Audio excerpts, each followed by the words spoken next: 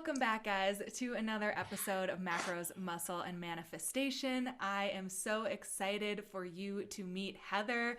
Welcome to the show, Heather. How's it going? Thank you. I'm so excited to be here. When I was looking at the title, I was like, oh my God, I love this combination. This is not like anything I've heard before. So I was Yes. really intrigued and excited to, to kind of get into more detail about how they are actually all combined. Totally. Yes. And I think this is going to be like the culmination of that in this episode. So Totally. please introduce yourself a little bit. What is your backstory? I know you are a manifestation coach. How did you get into that? Give us a little bit more.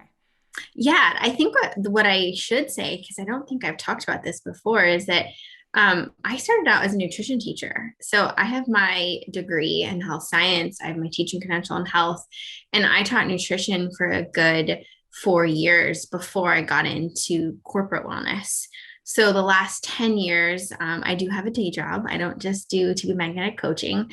I've been in corporate wellness and currently this is actually going to be really funny. I work for a company called Naturally Slim. So if that's not triggering, I don't know what is.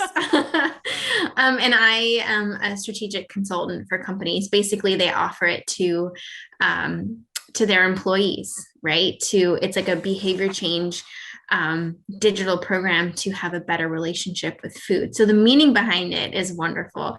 The name isn't exactly ideal, but all that to say is that that's the corporate side of me and my education, and I've always been a teacher in some way, whether it's an advisor, a guide, a consultant, an actual teacher. But ever since I was a little kid, I always knew that I was going to teach in some way.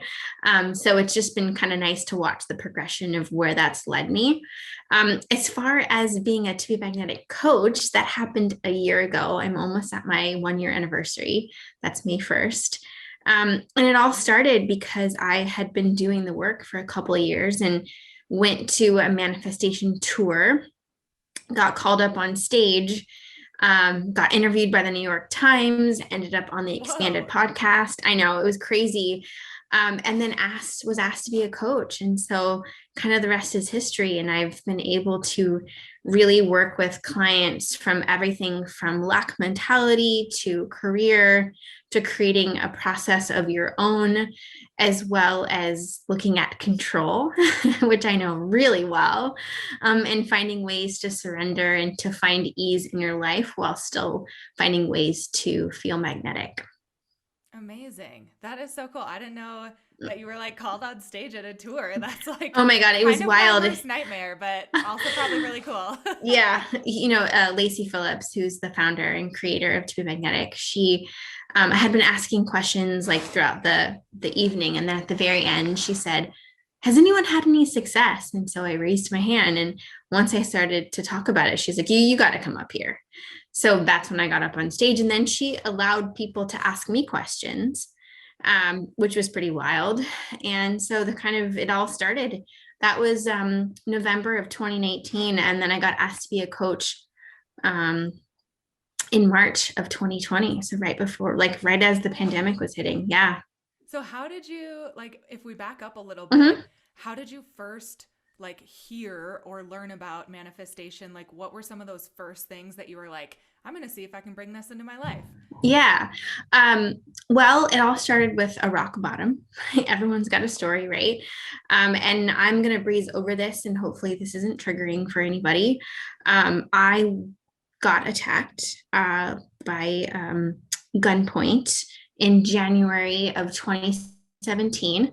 I was on my way to the gym, and it was dark, and I pulled up to kind of an industrial area, and my intuition said, you know what, this isn't a good idea. It's 7 p.m. at night. You maybe you should move, or maybe don't go to the class. And unfortunately, the type A person in front of me, and I should say in me, and the person that was like, no, I signed up for it and I've got to stick to my regimen, right? I got out anyways. And the great part of the story is because I am an athlete, I was able to fight off an attacker. But all that to say is that as I was running, it's the cliche, your life flashes before you. But really, what it was like, is this my story, right? Is my story like girl gets attacked, and God forbid something worse could have happened because she didn't listen to her intuition, right? And so I immediately went into trauma therapy. I think that getting support is super important, because I couldn't leave my house for a while, and there were night terrors, and I couldn't get into a car again for quite some time. So I sought out help. But all that to say is that then I was like, okay, so I have an opportunity here to rebuild. I could just deal with this isolated incident, or I could look at everything. And so I wanted to look at everything. So I read The Secret. I read Gabby Bernstein's The Universe Has Your Back. I did vision boards, Abraham Hicks. I mean, you name it. And all it felt like I was doing was putting a Band-Aid on things, right? I was avoiding, which is totally my nature, the true feelings, and also where did all this come from, and where's my programming stemming from, and does it belong to me, and is it true to me, and do I want to continue carrying it? And that's how I found To Be Magnetic. I was on a podcast and I heard it and I was like, oh, I like this. This feels structured, but also there's freedom in there. And it allows you to kind of say, is this mine, or can I let it go? Who passed this on to me? Do I want to keep it? And so it really intrigued me. And so I dove into it in late 2017, and I have not stopped since. That is so cool. Thank you for sharing that, because I can't imagine. I can't imagine.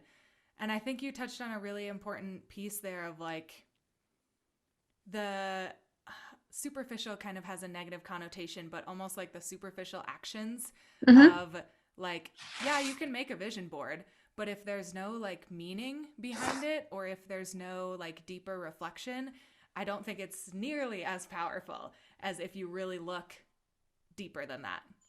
Totally. And it's like the vision board then comes, my question to myself would be now is, why do I want these things? Right? Is it for ego? Is it to cover up low self-worth? Is it to fill a hole, which is lack mentality? Right. And so I didn't recognize that then. And if we, really take it full circle back to, what this podcast is about, is it if we look that night, the intuition hit that I had was, this is unsafe. That night I didn't trust myself, because what I was really trying to do was work out, right? Burn calories, earn my dinner, whatever it might have been.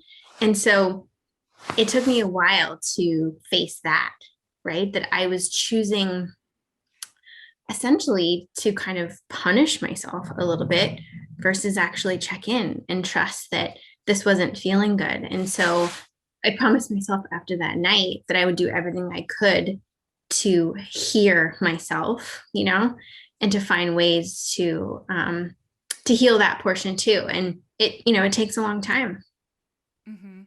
Yeah. Thank you for saying that piece too, because I think a lot of people expect, if they're coming from like a chronic dieter standpoint, or someone who, like you said, is always thinking about their next meal or thinking about earning their next meal, they do a little bit of work and they're like, oh, but why can't I have like and totally eat intuitively now? And it's like, that's a big jump. That is a big jump that can take, sure, some people might go through it quicker than others, but it's okay if it takes practice and some baby steps along the way.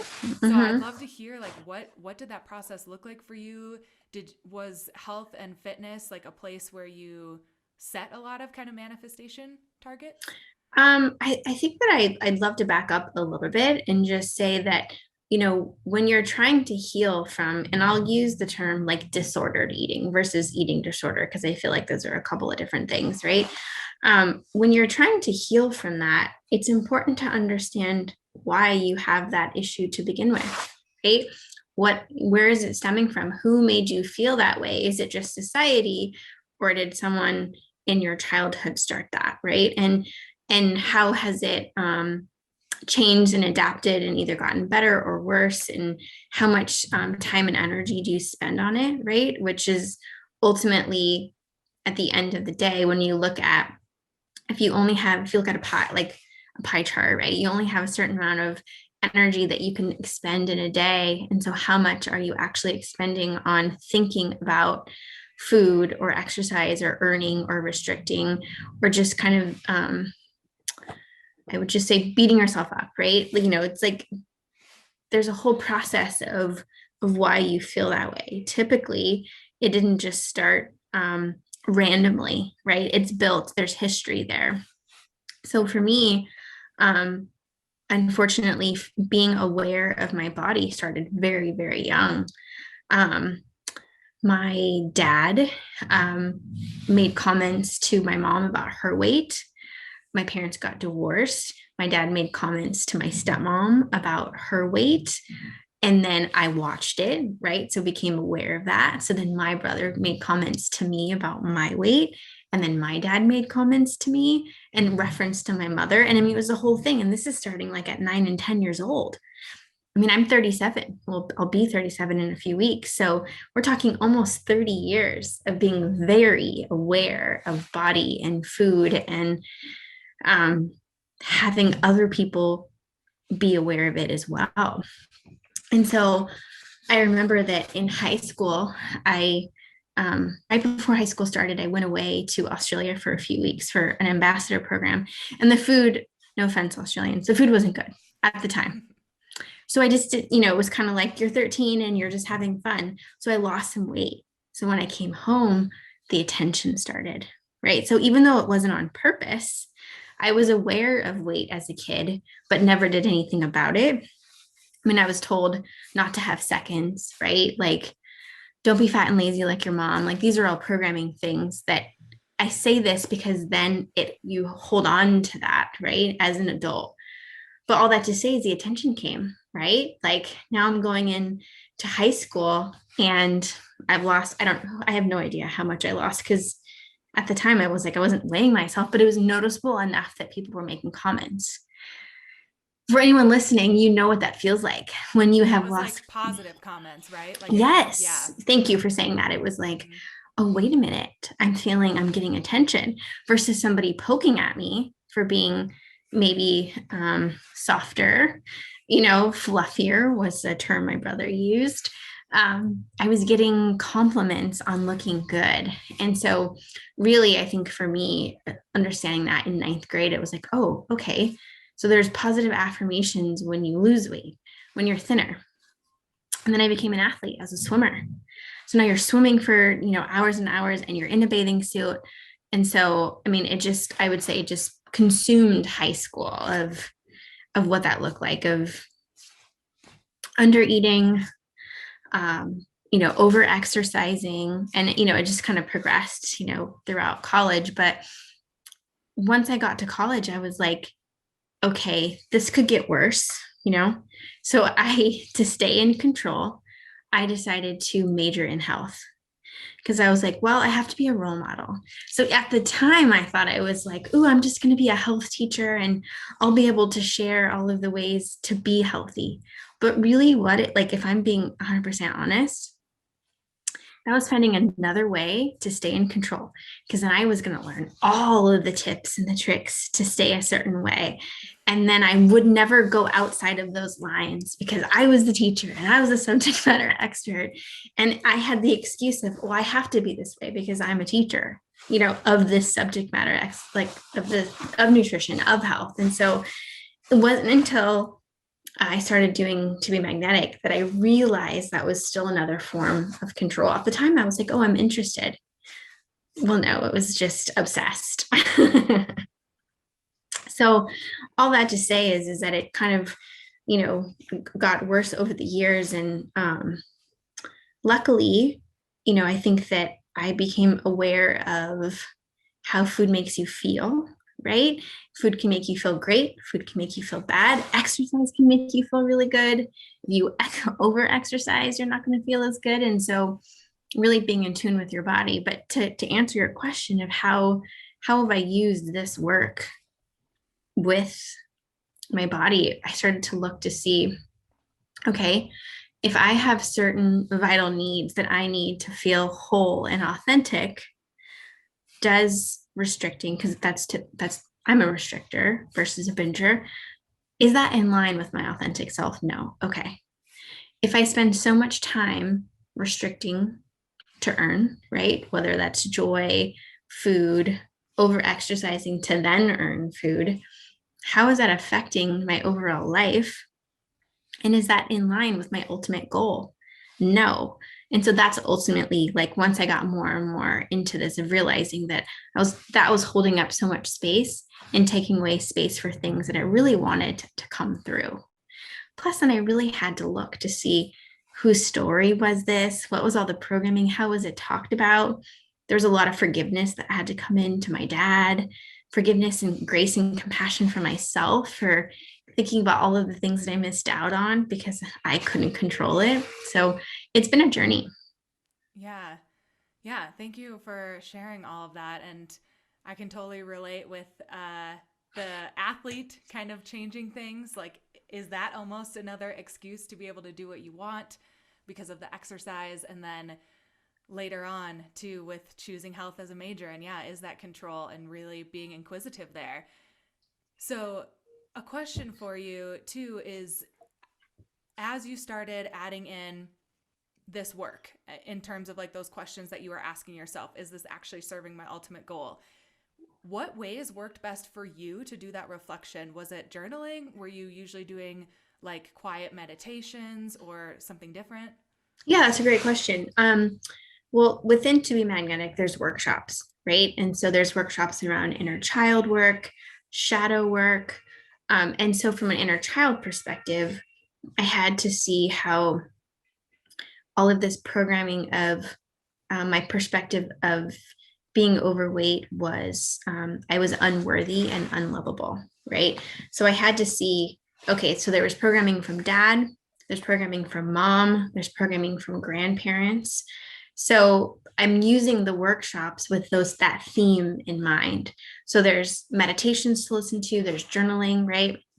From there you go into shadow with the same theme, right? Of looking at like, okay, so if I feel unlovable and unworthy of, you know, of being overweight or putting on a few pounds or not looking like how society or everyone on Instagram who's who's in a bathing suit or in workout clothes, if I don't look like them, what's the shame in that, and how do I feel the shadow, and how do I address that? So I had to really look at it. And then there's a difference, in my opinion, between your relationship with food and your relationship with body.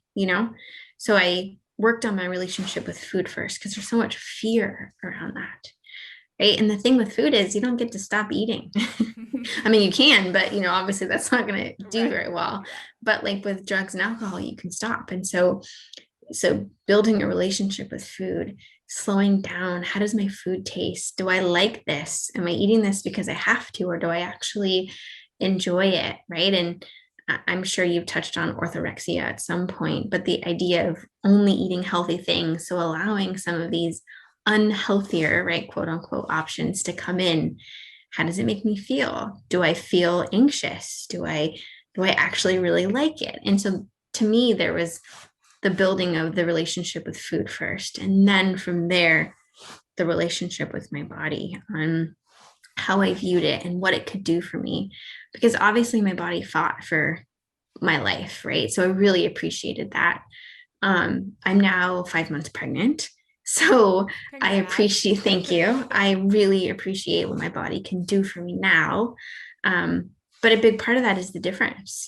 I don't think that you can work on food and body at the same time. I think it's really important to look at them separately, to look at how was food talked about when you were a kid? How was your body talked about when you were a kid? Did you have any at TBM, we use the word expander, right? So someone that showed you what's possible.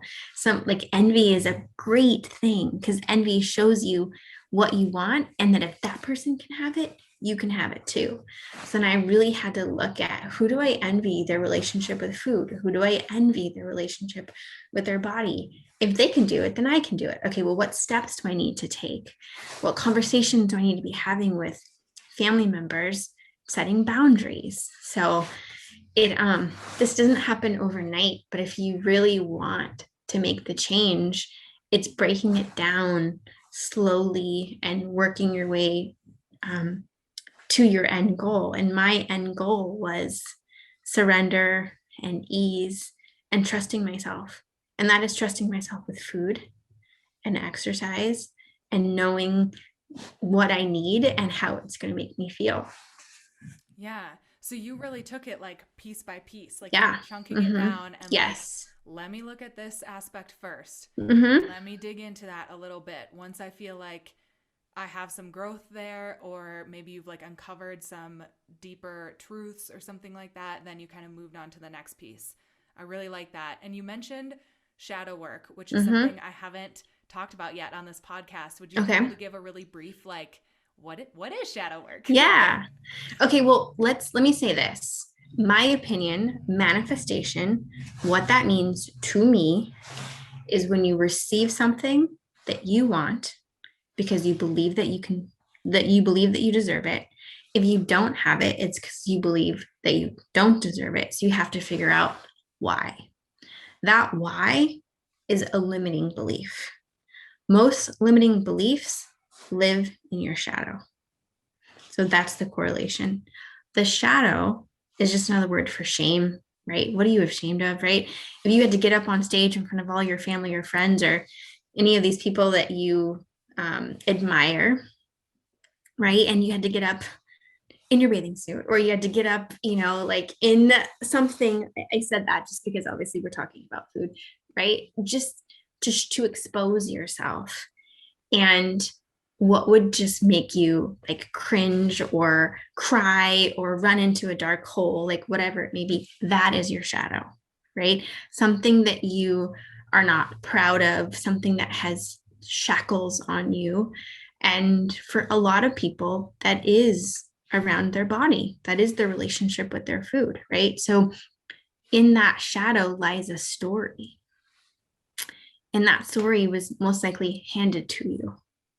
So you need to figure out who gave it to you, right? Is that something that you want to continue carrying? And if not, what's the best way to deal with it? What boundaries need to be set with whether that's friends or family, or unfollowing people that trigger you, right? And trigger you is just making you feel um, unlovable, unworthy, not good enough, small. I mean, there's lots of words that you can use, right? So setting these different boundaries and understanding like, okay, I'm in a healing process for my shadow, right?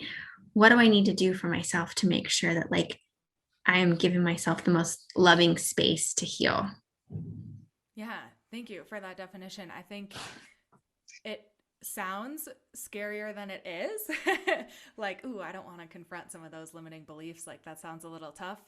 But it's so eye opening. And to me, like, anytime I do a little bit of shadow work or really any internal reflection that feels uncomfortable at first, afterwards, like the lightness physically, like you feel so much lighter and kind of more open and connected, is at least how I feel. So if anyone listening is like, oh, that sounds like really hard to go back to those, more difficult times, that's when you reach out to people, like you or I, or Mm-hmm. so many resources out there that can guide you through these Totally. practices to make it so you might uncover something, and then how do you integrate that piece too?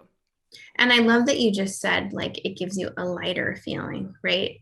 Because I actually have my clients put that into categories. What makes you feel heavy? And I don't literally mean weight heavy, but food can make you feel heavy in the sense of an emotional feeling. And what makes you feel light, right? And how do we start to how do we start to go to the light, Yeah. right? And start to let go of some of the heavy feeling.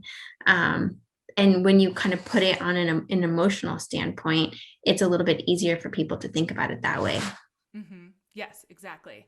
And as you were getting more into manifestation, as you were focusing on these new relationships with Mm-hmm. food and your body, what were some like roadblocks, or I know at TBM a lot of times you guys say tests, like what Mm-hmm. were some of these roadblocks or tests that came up for you that maybe even made you question, like, can I actually do this, you know? Yeah.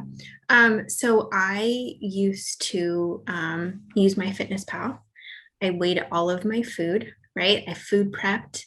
And I used to, for one of my jobs that I had to travel like weekly. And I would bring all of my food everywhere I went. I mean, talk about the time and energy I was putting into that, right? I've done So, that. It's a lot. oh my gosh. Yeah. So, in 2019, is when so many of my manifestations came through. I got engaged, I got married, I bought a house. I mean, this all happened within 1 year. So going into 2020, it was like, okay, what's like, how do I want to up level, right? What's this next step? And I was like, I want to work on my relationship with food, even though I had been slowly, but the step was to stop using my Fitness Pal, stop macro counting, right? Stop weighing my food. And I remember the month of like December of 2019, I like gave myself a whole month to like mentally prepare for what that looked like. So on January 1st, I took out the batteries of the scale, right? and and it was really hard to at first because I was like, I don't even know what do I eat if I don't, if I'm not inputting it, how do I know what the day looks like? And so I was tested because there were times where I still would get into bed at night and like count in my head, like, okay, well, if I had this and this, like I know 4 ounces of this. I mean, like I just knew it, but I had been doing it for 5 years. And so it was like a crutch. So I definitely was tested in there were times where I was like, I could just put the batteries back in, you know? And I was like, no, I'm giving myself an entire year. I told myself an entire year of no macro counting. And if I wanted to go back to it on January 1st of 2021, I could, right? I gave myself that out. There's no way I could ever do it again. I mean, I never went back, but it took months, you know. There were times where I still was looking in the refrigerator or when I was grocery shopping of trying to think of like, okay, does this seem balanced? I mean, I just played it over and over and again in my head. And then thinking about if I was going to go out to dinner, how do I make sure that I know what the macros are ahead of time? So it just took, I mean, it took a whole year to do that. To really give that up. And when people talk about intuitive eating, it's like, what does that even mean? That's going to be different for you versus me, right? Intuitive eating, in my opinion, is eating foods that taste good, right? Eating foods that make me feel good, but also thinking about what do I need to accomplish that day and how do these foods play a part in it? What foods make me feel a little bit more anxious, not because they're unsafe, but whether it's higher carbohydrate or higher sugar, I notice those type of things, and then I started to look at how many foods do I eat because I feel like I have to versus foods that I actually want to. So the tests come in on old behaviors, right? Especially since I had food prepped for so many years, I actually stopped. So I did, not only did I stop food prepping, I stopped weighing my food so that every day I had to ask myself, what do I want? What do I need? What am I missing? And there's days where I just stand in front of the refrigerator and I'm like, oh my gosh, I don't know, but I had to like rebuild that relationship. Yeah, I really like how you gave yourself prep time. Like you said, you took a month of just like, what is this actually going to look like? How Mm-hmm. am I going to follow through? I think that was probably a huge part in your success. Yeah. And then also the extended timeline. Like, I'm going to give myself a year because I know Mm-hmm. this isn't going to be hard. I know Right. I'm going to want to return to old Mm-hmm. patterns. So having that timeline ahead of time, I think was probably huge in your success too. And also you mentioned, it's going to look different for everyone. I think that's so important. There are some people who are like very new to like, what does my body even need? How do I quote unquote eat healthy? That's where a little bit of tracking might be helpful to just like Mm-hmm. learn, Totally. what am I even feeding my body? But then I definitely have a couple clients where our main priority is how do we take a step back, like you said. And that's where I think baby steps can be really awesome. Like I like to practice with some untracked meals. Mm-hmm. If doing a whole untracked day feels scary, start with one meal. How about for one meal you put away any Right. tracking, put away the scale, and just like you said, ask your body some questions. What does your body actually need? Right. And I should say this. I 2020 was about a year of discovery for me. I had spent so much time digging, reprogramming, trying to reinforce. But 2020 was about, okay, are we going to have kids? And I didn't know, right? I was never someone that was like, I'm meant to be a mother. That's me If I don't, too. if I don't have kids, I'm not going to be complete. I did not feel that way at all. In fact, it was quite the opposite of like, oh my gosh, how are kids going to change my life? And so, but I knew that if I was going to have kids, there's a chance 50-50. I could have had a daughter, right? The last thing I wanted to do was carry on what my mother and my father made me feel like. So if I knew that at some point in 2020, we could possibly want to do that, I needed to heal that first. So there was a lot of preparation for the possibility of having kids. We conceived on December 29th. So literally almost an entire year, not to be like totally creepy, but like an entire year of like building that and that better relationship with, and also, what? I needed to gain a little weight to have a baby. I was an undereater, and so I look at my body as a vessel. And and let me tell you, from after macro counting for 5 years to not, all my clothes still fit. There, not one person would know, oh, Heather, you look like you're doing something different. No, that's not it. Because I'm sure that there was a fluctuation period. I did not get on a scale, but um, the relationship I have with food, it was, I mean, there were so many off limits foods, so many fear foods. And let me tell you this, I had chronic constipation for like years. What's what happens when you don't eat, right? You can't poop. And so all of a sudden it was like, wait a minute, I'm going to the bathroom, like, because I've got rice in my dinner, I've got sweet potatoes at night. What? I feel amazing in the morning. Oh, wait a minute, I'm sleeping better. Oh, right, because I'm not starving. So, it That's was like beautiful. Yeah. there's just so many different things that that the food freedom, right? It's such a trendy thing.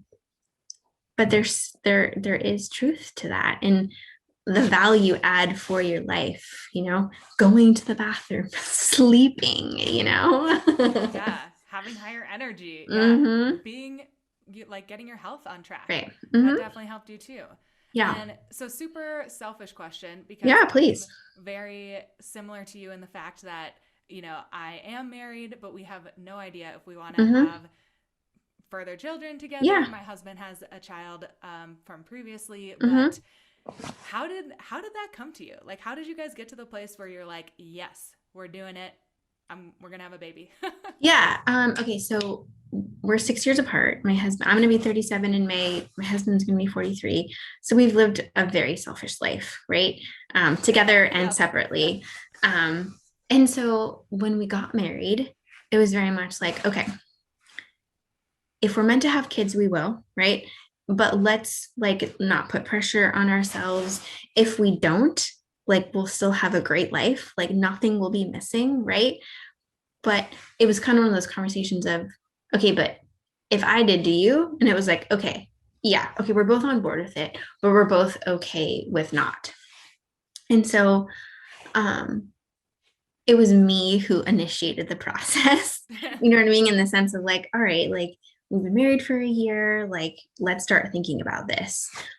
But what he didn't have to do was all of the work, the inner work, right? The inner child work, understanding the relationship that I had with my parents and how that affected me. Not to say that he doesn't have his own programming, but um, I really like did a lot of work in thinking about that. And a big part of it was afraid to lose myself, afraid, but not even just the freedom to come and go, but the relationship that I had built with myself, the time that I spend on self-care, the time that I get to pick and choose what I want. And so I spent a lot of time thinking about that. And then also, we spent time thinking about what's our philosophy around raising kids, right? Like, we don't want to be homebound. We want our kids to go on adventures with us, and we hike and we ski and we go to the beach. And so it was one of those things of like, we don't want to all of a sudden stop our life just because we have a kid. And if anyone listening who has kids are like, wait till I mean, like, I get it. I know things are going to change. But the point is that like, it was one of those things of like, there is a lot that we could teach like our children about adventure and the things that we didn't get growing up. For me, it's about trust. I'm having a boy. We are having a boy.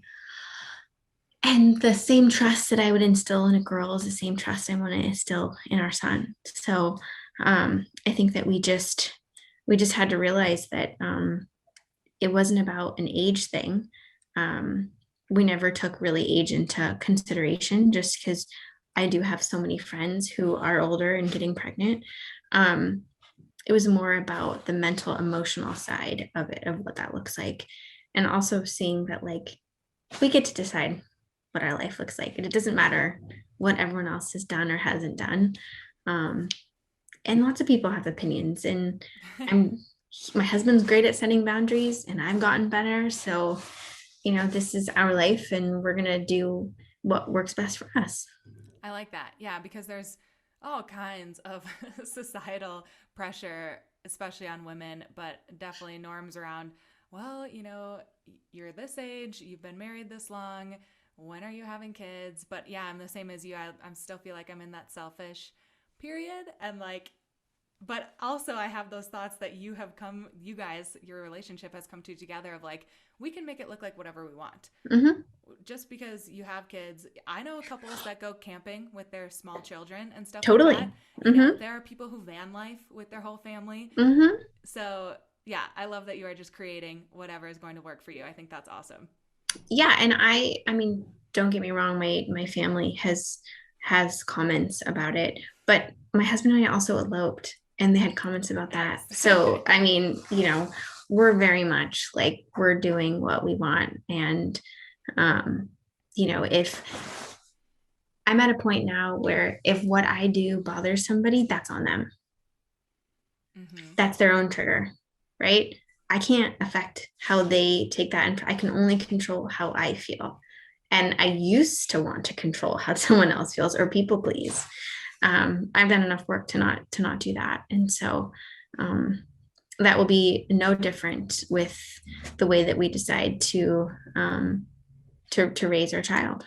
Yes. And I think that just reminded me of something I think I heard you say previously that Mm-hmm. if someone is commenting on your body, it's usually something that they need to Yes. work through. Mm-hmm. Where does that kind of Mirroring come from? projection, right? And Uh-huh. so especially with I mean, in general, when someone says like or if you think about it this way, if you think about the judgments that we have, and I hate to keep going back to social media, but Do it. it's We just all out live on there, it. right? Yeah. But you see a girl posting, and you're like, I can't believe she posted that picture of herself. What it really is like, wow, look at that confidence. I wish that I could do that, So it's like, you're being triggered because you don't feel that same confidence in your own self. So like, every single judgment is considered our own shadow, right? Or instead, could you look at it like, good for her, I might not personally do that, but the fact that she can do that, is incredible. Also, when people think to themselves like, well, that's very much attention seeking, you don't know their why. You don't know how hard it was for them to do that, and that for them is part of their healing journey. The point is that we are going to trigger people, they're going to trigger us, and that is absolutely okay. But when you start to do the manifestation work, which really is just building self-worth, getting closer to your authentic self, it's not going to matter about other people and what they're thinking. It's only going to matter about what you're thinking. And anytime you're triggered, it's it's okay, right? Because then it allows you to see, oh, I got to work on that. I have the tools and the resources to work on that. And if I don't, who can I reach out to that's going to help me? Mm-hmm. Yeah. Yeah. Thank you for going into that because I think that is very important because we are all on Instagram quite a lot. And there is a lot of comparison always going on, at least that I see in people that I work with. So I think that's a good reminder of like what do you maybe need to turn inwards and look at if something is really standing out to you or really makes you angry or something like that, right? Lights you up in some way. Maybe look at that. Yeah, instead of like running from it, look at it as an opportunity. And I like to say, like, if you can feel it, then you can heal it, right? So avoiding Yes, I love isn't that. like gonna get you very far. True, right? And I usually like to avoid by working too much or making myself busy, like adding to my to do list. And I saw that you had a post recently about 30 days of Hmm. slowing down. Yes. Please give me these details because I need them. So it's kind of evolved over the years. I My natural instinct is to be an avoidant, right? To just pretend like it's not happening, right? It's like when your car looks super clean and then you open up your trunk and like everything's stuffed in there. Like that was definitely my mentality the majority of my life. And then with this work, doing all the to be magneto work and like really doing inward, it was like, okay, I no longer want to avoid myself, right? Like I'm just gonna like feel it and I'm gonna heal it and I'm gonna deal with it. But what I didn't know is that it kind of morphed into how much could I get done in a day. And so I was using all of these different to-do lists, these check marks, um, as like a dopamine hit for myself. It wasn't about like proving to my husband or anybody else how much I could get done. It was strictly for myself, right? And so I'm reading Kate Northrup's Do Less. And in there, she was kind of talking about like the idea of doing less to accomplish more, right? And that by trying to do so much, it's backfiring. And also that like it's going to keep your body in fight or flight, cortisol, all of that. Well, being pregnant, I'm like trying to do everything I can to feel calm, to feel connected to myself. And so as I'm realizing that I can brush my teeth and make my bed at the same time, I'm like, wait a minute. So even That though is this so feels, me. I know, like, so even though this feels amazing, I'm actually doing myself and possibly my child a disservice. Like, okay, so what would this look like? So if I'm a chronic rusher, and the rushing has nothing to do with being late. It's more about like, ooh, okay, I've got this call in 15 minutes. I bet I can throw a little laundry in. Or, you know what I mean? Like how, I bet I can run to Target for this before I have to do this. So it was like, could I slow down and could I check in? Could I ask myself, like, does this need to be done right now? And what happens if it doesn't?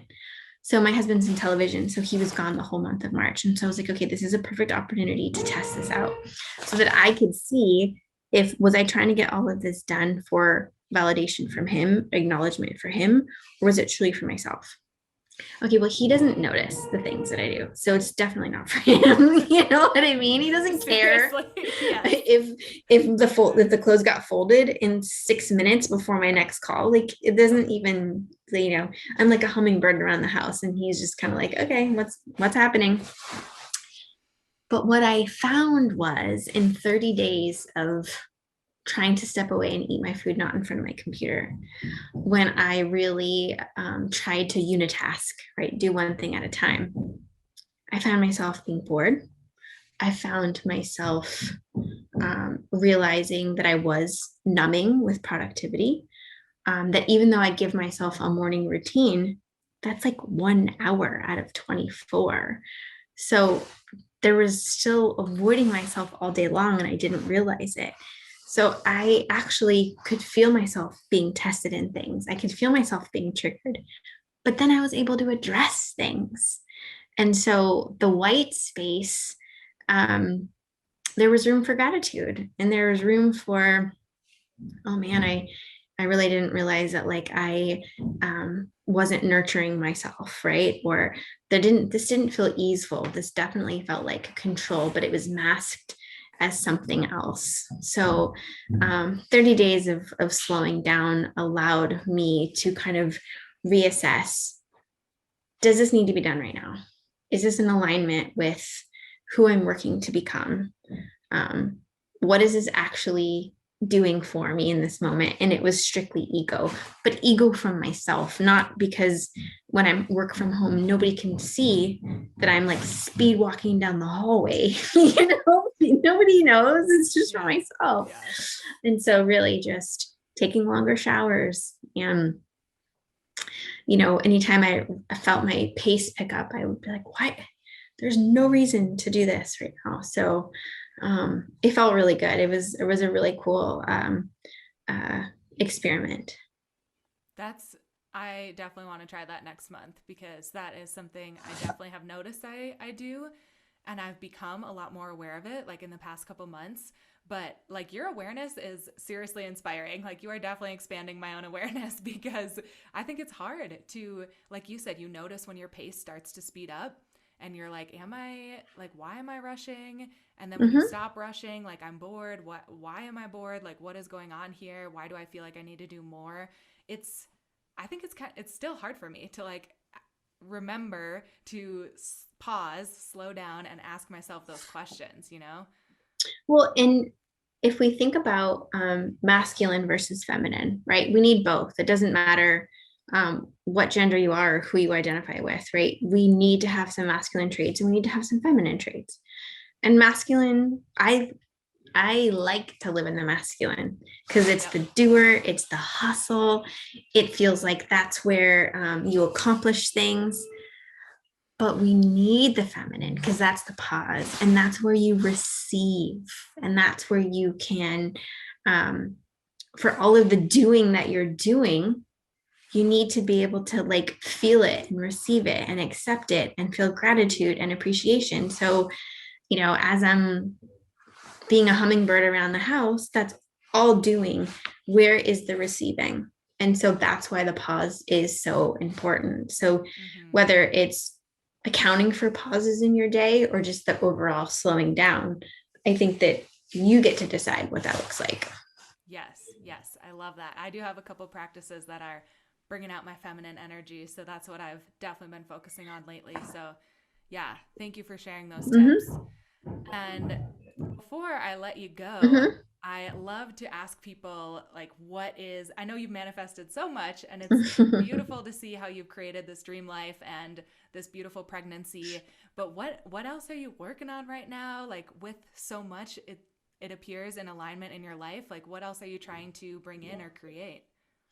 I think for me, I mean, there's the little stuff of like, we're in the middle of redoing our backyard. And so when I look at like what it's something that we have within TBM is called your money code. So like how do you feel like what's your story with money and what are things that you spend money on that are vital to you? And for me, it's comfort, right? That just doesn't mean like that could mean obviously like a comfortable sweatshirt, but my house is really important to me. So I'm good with spending money on upgrades to my home. So we are in the process of completely demoing and redoing our backyard because I am manifesting an easeful summer of pregnancy, right? Of sitting outside with my puppy and being pregnant and looking and just kind of really like taking that in. And then after baby boy comes in September, of enjoying the California weather into the fall, of just really slowing down, thinking about the fact that I'm going to have 3 months off of work. I've never had that before. I've worked That's since I was exciting. 16. So really, I'm manifesting myself to allow for that space, right? To allow for ease, to allow for surrender. So yes, of course, there's like, I'm looking for tables and chairs and loungers and Adirondack, whatever. But the ultimate is of what that feeling is going to feel like in sitting out there and all the preparation to prepare for baby and to allow myself to not feel like I can't ask for help, right?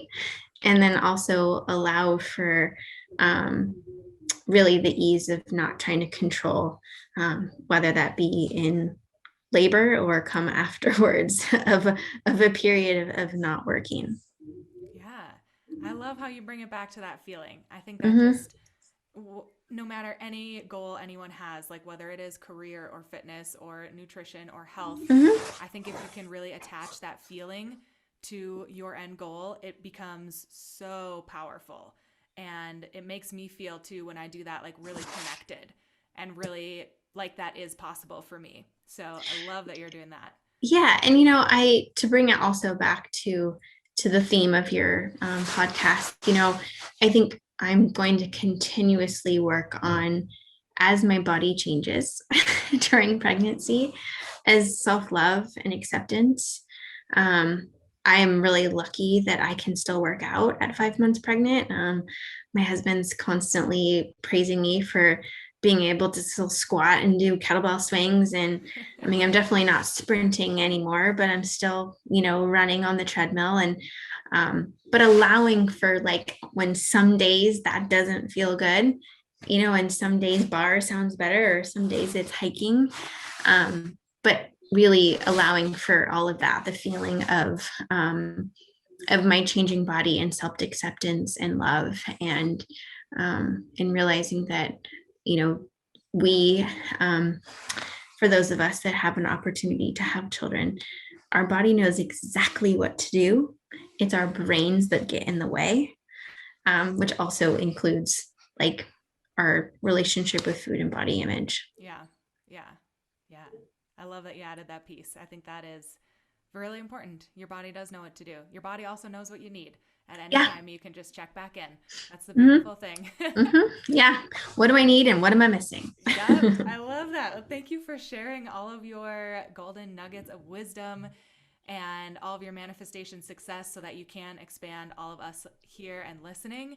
So, where can people find you to connect with you to learn more about your own coaching and team? Yeah. Thank you for asking. So my Instagram handle is Heather_Marie_T. I haven't changed my maiden name yet to my married name. So my married name starts with a T. And so I purposely put that on there to like, I'm going to change it. But you can find me on Instagram. That's where I am most of the time. You can go to tobemagnetic.com.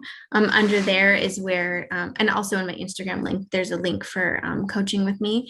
And, for any of your listeners that are interested, they could use the code 100 off Heather in all caps, and it'll take $100 off a coaching session. Yay. Thank you so much for sharing that. You're so welcome. Yes. Thank you for being here. I And appreciate everyone it. listening, thank you too. And we'll talk to you next week. Bye.